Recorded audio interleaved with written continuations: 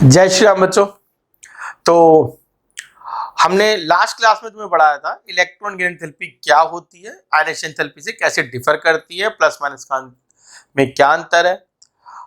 आज हम electron gain enthalpy किन किन फैक्टर पर डिपेंड करती है वो बताने वाले हैं। अब स्टार्ट करेंगे, इलेक्ट्रॉन गेन एंथैल्पी किस किस फैक्टर पर डिपेंड करती है। तो इलेक्ट्रॉन गेन एंथैल्पी सबसे पहले डिपेंड करती है साइज पे। साइज देखो, बिल्कुल सिंपल सी बात सोचो, एक एटम है, एक दूसरा एटम है, ये एटम इस एटम से बड़ा है, ये न्यूक्लियस, इसमें एक इलेक्ट्रॉन एंटर कर रहा है, इसमें भी एक इलेक्ट्रॉन आउटर मोस्ट शेल में एंटर कर रहा है। तो न्यूक्लियस से आउटर मोस्ट शेल की दूरी यहां ज्यादा है या यहां ज्यादा है? ऑब्वियसली बात है, यहां ज्यादा है। तो न्यूक्लियस उस इलेक्ट्रॉन को यहां पर ज्यादा अट्रैक्ट कर पाएगा या न्यूक्लियस उस इलेक्ट्रॉन को यहां पर ज्यादा अट्रैक्ट कर पाएगा? यहां ज्यादा अट्रैक्ट कर पाएगा। भाई आउटर मोस्ट शेल की दूरी बहुत कम है, यहां पर ज्यादा है, तो न्यूक्लियस उस इलेक्ट्रॉन को अट्रैक्ट करके यहां बैठा दे और न्यूक्लियस उस इलेक्ट्रॉन को अट्रैक्ट करके यहां बैठा दे। अट्रैक्शन ज्यादा कहां? यहां ज्यादा। तो जहां ज्यादा अट्रैक्शन होगा वो ज्यादा आराम से काम होगा, ज्यादा एनर्जी छोड़ेगा, रिलीज करेगा। ध्यान से सुनो, मैंने तुम्हें लास्ट क्लास में भी बताया था कि इलेक्ट्रॉन गेन एंथैल्पी में एनर्जी रिलीज करना, ज्यादा एनर्जी रिलीज करने का मतलब क्या है। उदाहरण दिया था लास्ट टाइम भी कि मान लो अगर इसमें से -500 किलो जूल पर मोल एनर्जी निकली है तो शायद इसमें से -300 निकलेगी।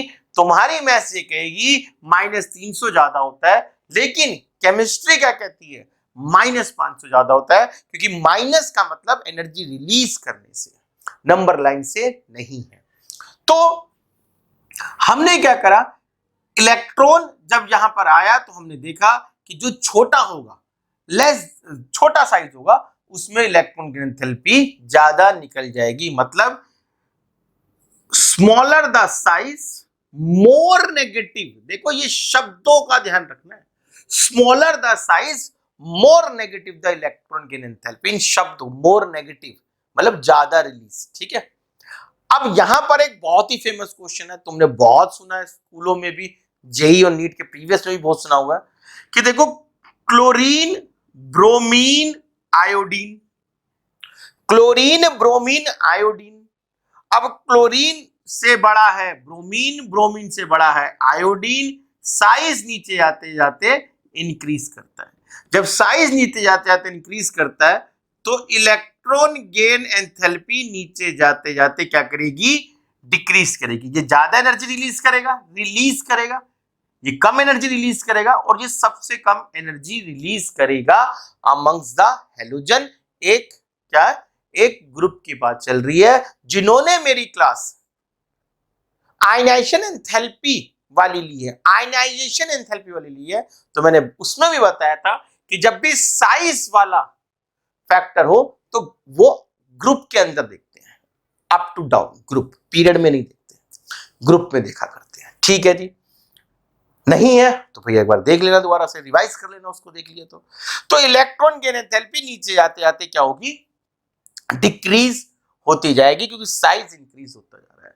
इससे हमें ये इंडिकेशंस मिलती है कि यार फ्लोरीन की इलेक्ट्रॉन गेन एंथैल्पी सबसे ज्यादा होनी चाहिए, क्योंकि फ्लोरीन का साइज सबसे छोटा हुआ करता है।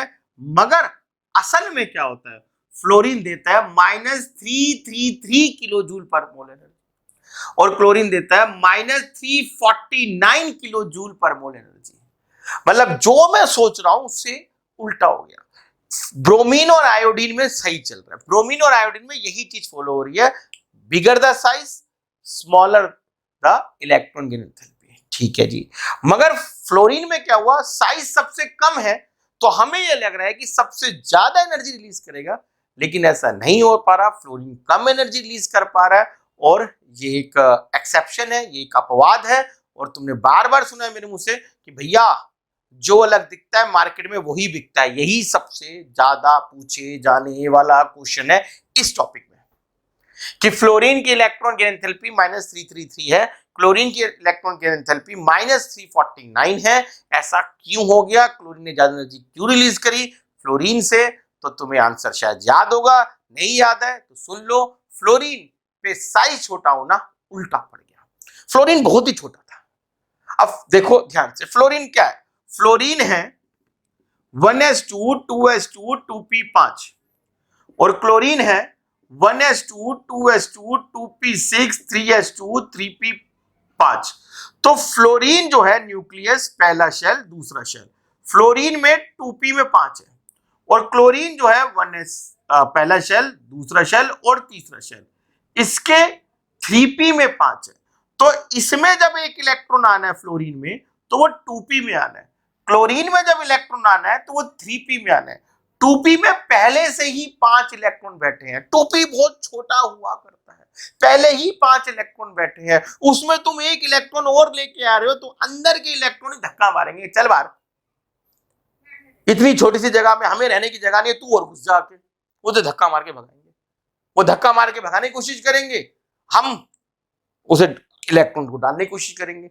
इससे क्या होगा? इससे उतनी एनर्जी नहीं निकल पाएगी जितनी एनर्जी रिलीज होनी चाहिए थी, उससे कम हो पाएगी। देखो क्लोरीन का कोई कसूर नहीं है, क्लोरीन ने क्या कर रहा है, क्लोरीन के बाद 3p5 है, 3p 2p से बड़ा होता है, इसमें जब इलेक्ट्रॉन आएगा तो हंसी खुशी एक्सेप्ट हो जाएगा।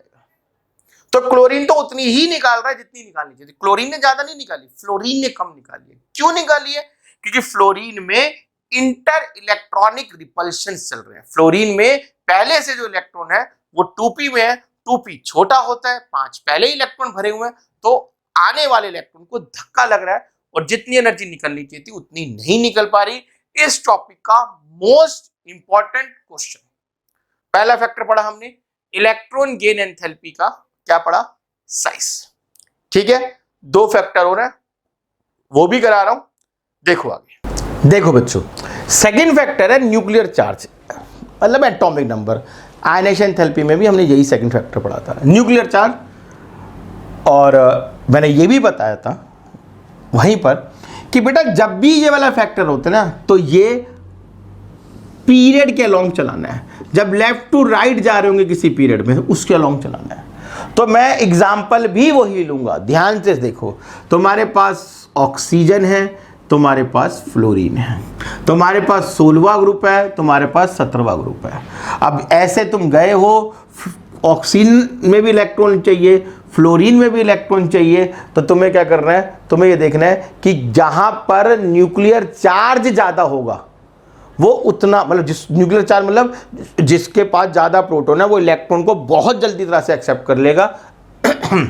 मींस न्यूक्लियर चार्ज जितना ज्यादा उतनी नेगेटिव इलेक्ट्रॉन गेन एंथैल्पी। तो इलेक्ट्रॉन गेन एंथैल्पी ऑक्सीजन और फ्लोरीन में किसकी ज्यादा होगी? अपनी फ्लोरीन की ज्यादा होगी, क्योंकि इसका न्यूक्लियर चार्ज क्या है? 9 प्रोटॉन होते हैं, इसमें 8 प्रोटॉन होते हैं। उसी प्रकार से सल्फर और क्लोरीन ये ज्यादा हो जाएगा। ठीक है जी, more the nuclear charge more electron gain enthalpy, more the nuclear charge more negative the electron gain enthalpy. Clear है भाई लोगों? आगे देखो, अगला फैक्टर पढ़ा रहा हूं, अगला फैक्टर चलते हैं, ध्यान से सुनो। लो बच्चों, तीसरा और आखिरी फैक्टर इलेक्ट्रॉनिक कॉन्फिगरेशन, बड़ा आसान सा है, कुछ भी इसमें इफ एंड बट ज़्यादा है नहीं। पूरी इलेक्ट्रॉन गेन एंथैल्पी में सबसे मेन क्वेश्चन वो फ्लोरीन और क्लोरीन वाला ही है जो तुमने अभी मुझसे सुना है। इलेक्ट्रॉन कॉन्फिगरेशन समझ गए होंगे तुम्हें। एक इलेक्ट्रॉन लेने पर जिसकी कॉन्फ़िगरेशन ज़्यादा स्टेबल हो जाती होगी वो उस इलेक्ट्रॉन को लेने के लिए ज़्यादा एनर्जी छोड़ सकता होगा। और अगर कोई एक इलेक्ट्रॉन ले लेता है और उसके बाद भी उसकी इलेक्ट्रॉन उससे स्टेबल नहीं हो रही तो भैया वो तो कम ही छोड़ेगा। जैसे उदाहरण सोडियम और क्लोरीन। अब सोडियम क्या है? सबको पता है सोडियम है 1s2 2s2 2p6 3s1, 1s2 2s2 2p6 3s2 3p5। अब मुझे बताने की जरूरत नहीं है भैया। क्लोरीन अगर एक इलेक्ट्रॉन लेगा तो 3p6 हो जाएगा, स्टेबल हो जाएगा, जीवन सुखी हो जाएगा, मोक्ष को प्राप्त कर देगा, बैकुंठ में इसको धाम मिलेगा। ये अगर एक इलेक्ट्रॉन लेगा तो क्या कर लेगा? कुछ नहीं करेगा और अनस्टेबल हो जाएगा। पहले इसी बेचारे के पास एक इलेक्ट्रॉन एक्स्ट्रा पड़ा हुआ है, तुम इसको एक और दे दो, क्या करेगा भैया? इसका तो जीवन नरक हो जाएगा। तो ये ऐसा इलेक्ट्रॉन लेगा, और अगर लेगा तो एनर्जी छोड़ेगा बिल्कुल बहुत कम, और ये तो भरपूर छोड़ेगा ना। तो जिसकी इलेक्ट्रॉनिक कॉन्फ़िगरेशन इलेक्ट्रॉन गेन करने पर स्टेबल हो जाएगी, वो क्या करेगा भैया? वो ज़्यादा एनर्जी छोड़ देगा, और जिसकी स्टेबल नहीं होगी वो कम एनर्जी छोड़ेगा। तो मैंने तुम्हें इलेक्ट्रॉन गेन एंथैल्पी समझाई, इलेक्ट्रॉन एंथैल्पी क्या होती है, इसमें नेगेटिव पॉजिटिव का क्या मतलब है, आयनेशन एंथैल्पी से कैसे डिफर करती है, ये समझाया। फिर ये बताया कि इलेक्ट्रॉन गेन एंथैल्पी किस किस फैक्टर पे डिपेंड करती है। अब नेक्स्ट मैं तुम्हें ये बताऊंगा कि इलेक्ट्रॉन गेन एंथैल्पी और इसका जो एक सिमिलर सा चीज है इलेक्ट्रॉन नेगेटिविटी में बेसिकली अंतर क्या है, क्या होता है इलेक्ट्रॉन नेगेटिविटी, और इलेक्ट्रॉन गेन एंथैल्पी से किस प्रकार से डिफर करती है। तो भैया हमारे साथ बने रहो, चैनल को सब्सक्राइब करते रहो, आगे अपने दोस्तों को शेयर करते रहो। हम फिर से मिलेंगे, और ये टॉपिक जैसे मैं बता ही चुका हूँ, ये टॉपिक अपने सीबीएसई के साथ साथ जेईई नीट के अंदर भरपूर इंपॉर्टेंट है। इन टॉपिक्स को आराम से तसल्ली से देखो, और फिर इसके प्रीवियस ईयर क्वेश्चंस जरूर कर लो। ठीक है बच्चों, फिर मिलेंगे। जय श्री राम।